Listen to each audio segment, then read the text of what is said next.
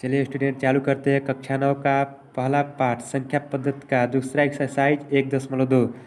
आप प्रश्न देख सकते हैं जिसका पहला प्रश्न है नीचे दिए गए कथन सत्य है या असत्य कारण के साथ अपने उत्तर को दीजिए। तो सबसे पहले हमको जो स्टेटमेंट दिया गया उसको पढ़ेंगे, वो सत्य है कि असत्य है, पढ़कर हम निष्कर्ष पे पहुंचेंगे। तो चलिए पढ़ते हैं। प्रत्येक अपरिमेय संख्या एक वास्तविक संख्या होती है। तो मैं बता दूं वास्तविक संख्या क्या होती है। तो वास्तविक संख्या परिमेय संख्याओं और अपरिमेय संख्याओं का संग्रह होता है। मतलब अपरिमेय संख्या और परिमेय संख्या जिसमें दोनों शामिल हो उसको ही वास्तविक संख्या कहेंगे। तो यहाँ पे लिखा है प्रत्येक अपरिमेय संख्या एक वास्तविक संख्या होता है। तो कह सकते हैं कि ये तो बात सत्य है, क्योंकि अभी आपको मैं बताऊं कि अपरिमेय और परिमेय दोनों का समूह ही वास्तविक होता है। तो क्या अपरिमेय संख्या एक वास्तविक संख्या नहीं होगी? होगा। इसलिए ये स्टेटमेंट सत्य है, क्योंकि अपरिमेय संख्याओं का समूह और परिमेय संख्याओं का समूह ये सब जब मिलेंगे तो एक वास्तविक संख्या होता है। तो कह सकते हैं कि स्टेटमेंट सत्य है, क्योंकि अपरिमेय संख्या एक वास्तविक संख्या होती है। अगला हम देख रहे हैं कि संख्या रेखा का प्रत्येक बिंदु करणी में m के रूप का होता है, जहाँ m एक प्राकृत संख्या है। तो कहेंगे कि ये जो स्टेटमेंट है ये क्या है? असत्य है।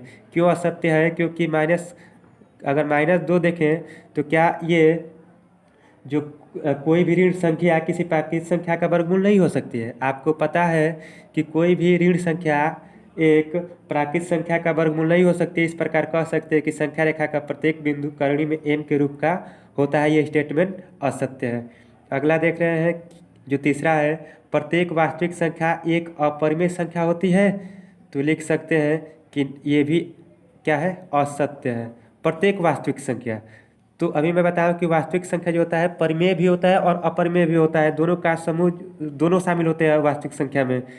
तो अगर मैं 2 की बात करूं या मैं 5 की ही बात करता हूं तो 5 देख रहे हैं कि 5 तो एक परिमेय संख्या है, क्योंकि 5 के नीचे हर एक है p/q के रूप में है और 0 के इक्वल नहीं है। तो 5 जो है एक परिमेय संख्या है जो कि वास्तविक संख्या है भी है। तो क्या 5 एक अपरिमेय संख्या है? तो अपरिमेय तो नहीं है, अपरिमेय नहीं है, परिमेय संख्या है। और 5 वास्तविक संख्या भी है। तो जो वास्तविक संख्याएं होती है एक अपरिमेय संख्या हो, कोई ये निश्चित नहीं है। वास्तविक संख्या अपरिमेय संख्या हो सकता है, लेकिन प्रत्येक वास्तविक संख्या एक अपरिमेय संख्या हो, ये स्टेटमेंट असत्य है। इस प्रकार तीसरा भी क्या हो जाएगा? असत्य। दूसरा भी असत्य, और इसमें का केवल पहला क्या होगा? सत्य होगा। आई होप कि पहला प्रश्न बिल्कुल समझ में आया होगा। तो चलिए चलते हैं अब दूसरे प्रश्न पे। दूसरा प्रश्न क्या है अभी आपको समझ में आएगा, ठीक है। तो चलिए फ्रेंड्स आ गए अब दूसरे प्रश्न पे। दूसरा प्रश्न है, क्या सभी धनात्मक पूर्णांकों के वर्गमूल अपरिमेय होते हैं? यदि नहीं तो एक ऐसी संख्या के वर्गमूल का उदाहरण दीजिए जो एक परिमेय संख्या है। मैं पहले बताया था कि करणी में जितनी भी संख्याएं होती हैं वो सभी अपरिमेय संख्या होती है, केवल उस संख्या को छोड़कर जिसका वर्गमूल निकल जाए।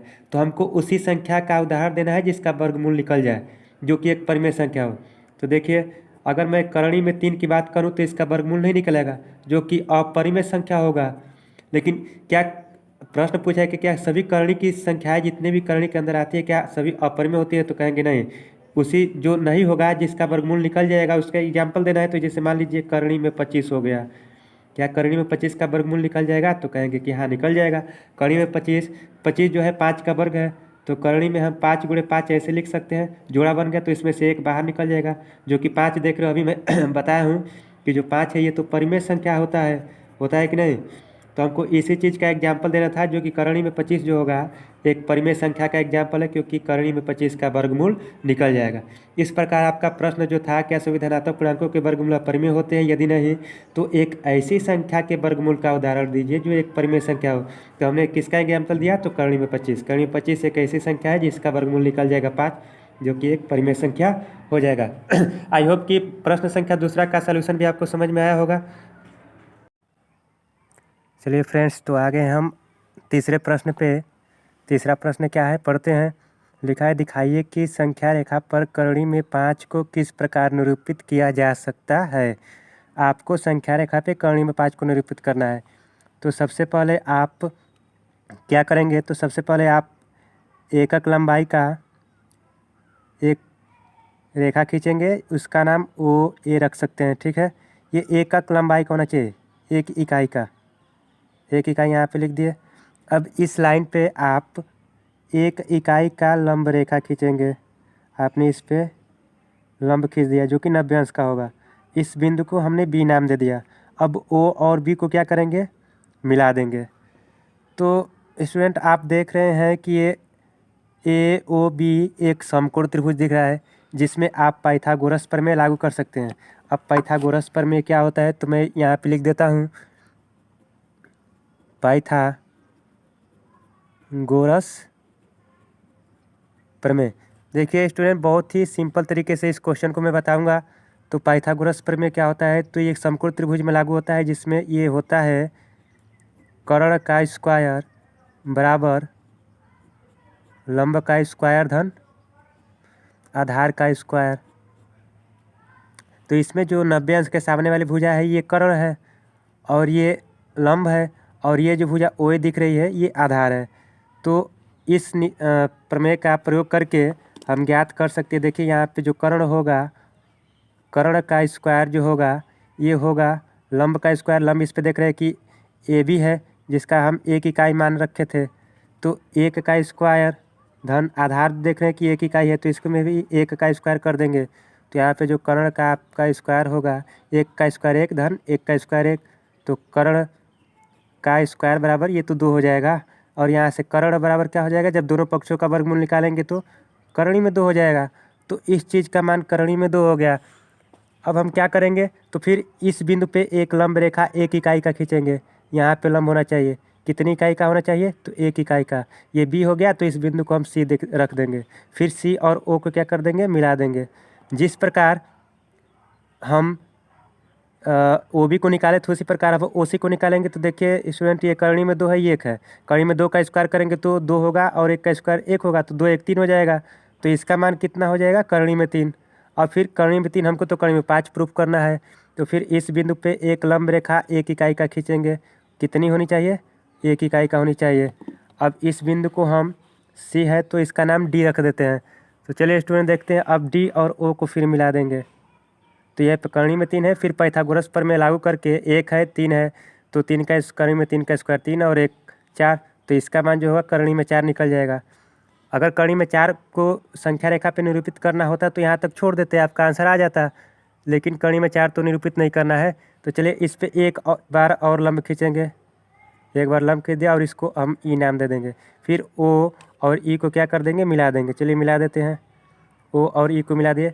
तो ये करणी में 4 है, ये एक इकाई का हम इस पर लंब खींचे हैं, तो ये 4 हो गया, ये 1 कितना हो जाएगा, करणी में 5 हो जाएगा। अब क्या करेंगे, इस तरह से हम खींच देंगे लाइन।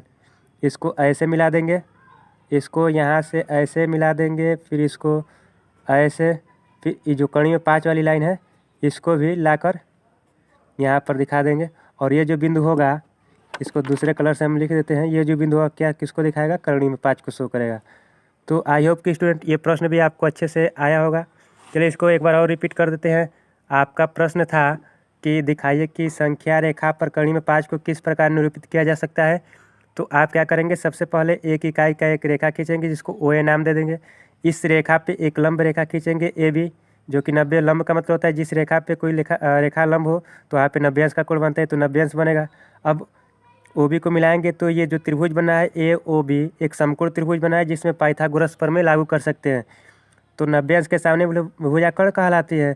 तो पाइथागोरस प्रमेय होता है कि कर्ण का स्क्वायर बराबर लंब का स्क्वायर प्लस आधार का स्क्वायर। तो कर्ण कितना है, ओ बी है, ये बराबर लंब का स्क्वायर प्लस आधार का स्क्वायर है। लंब देख रहे हैं कि एक इकाई लिए थे, आधार भी एक इकाई है, तो 1 का स्क्वायर 1 धन 1 का स्क्वायर 1, तो कर्ण स्क्वायर बराबर 1 1 2 हो गया। फिर कर्ण बराबर करणी में 2, तो इसका मान करणी में 2 हो गया।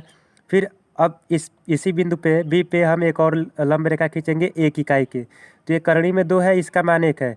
जब इन दोनों का वर्ग करके जोड़ेंगे तो ये कर्ण प्राप्त होगा।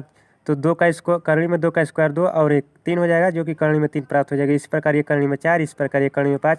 फिर इसको डैश डैश करके इसको यहाँ पे मिला देंगे, इस बिंदु को यहाँ पे, इस बिंदु को यहाँ पे, और जो करणी में 5 वाली लाइन है इसको ले आएंगे यहाँ पे, जो कि करणी में 5 क्या करेगी, शो करेगी। तो आई होप कि ये प्रश्न भी समझ में आएगा। तो चलिए चलते हैं अगले प्रश्न पे। तो चलिए स्टूडेंट, हम आ गए हैं प्रश्न संख्या 4 पे।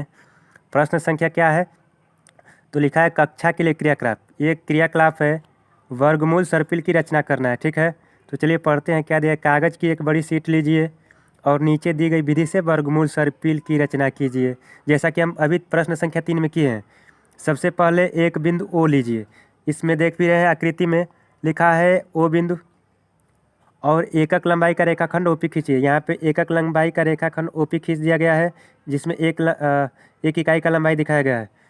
अब क्या करना है, तो एकक लंबाई वाले OP1 पर लंब रेखाखंड P1 P2 खींचिए। देखिए यहाँ पे P1 है, इस पे एक लंब खींचेंगे जो कि P2 होगा, तो P1 P2 OP1 पर क्या है, लंब है। यहाँ पे इसका मतलब होता है लंब। ठीक है, अब देखिए आकृति देखिए 1.9 आप देख भी रहे हैं, वर्गमूल सर्पिल की रचना करके दिखा दिया गया है। केवल इसको देखना है, क्रियाकलाप करना है। ठीक है ना, ये प्रश्न अभी नहीं है। अब OP2 पर लंब रेखाखंड P2 P3 खींचिए। देखिए OP2 है, इस पे लंब रेखाखंड P2 और P3 खींच दिया है, ये है। अब क्या करना है, तब OP3 पर लंब रेखाखंड P3 और P4 खींचिए। अब इस पे P3 पे P4, यहाँ से P4 खींच देना है। ठीक है, इस प्रक्रिया को जारी रखते हुए OPN-1, मतलब इसमें 2 है तो एक कम कर देंगे। इस प्रकार ऐसे बनाते जाएंगे तो एक क्या आपको प्राप्त होगा, रेखाखंड PN-1 PN प्राप्त कर सकते हैं। इस प्रकार आप बिंदु इतना प्राप्त कर लेंगे और उन्हें मिलाकर कड़ी में 2, कड़ी में 3, कड़ी में 4 को दर्शाने वाला एक सुंदर सर्पिल प्राप्त कर लेंगे। कहने का मतलब ये है कि जैसा कि अभी आप देख रहे हैं यहाँ पे, सबसे पहले करणी में 2 प्राप्त हुआ है, इसके बाद करणी में 3, ये रेखा करणी में 4, ये रेखा करणी में 5, इसके बाद फिर एक लंब खींचेंगे तो करणी में 6, फिर एक लंब रेखा खींचेंगे तो करणी में 7, 8, 9, 10 ऐसे करते जाएंगे तो एक बहुत ही सुंदर वर्ग सर्पिल की रचना हो जाएगी। तो आई होप कि आपको प्रश्न संख्या 4 भी समझ में आया होगा, चूँकि ये तो केवल क्रियाकलाप है। तो चलिए मिलते हैं अगले वीडियो में, जो कि एक्सरसाइज 1.3 से रिलेटेड रहेगा। अगर आपको 1.2 एक्सरसाइज में अगर कहीं आपको कोई दिक्कत आ रही है तो आप कमेंट बॉक्स में कमेंट कर सकते हैं।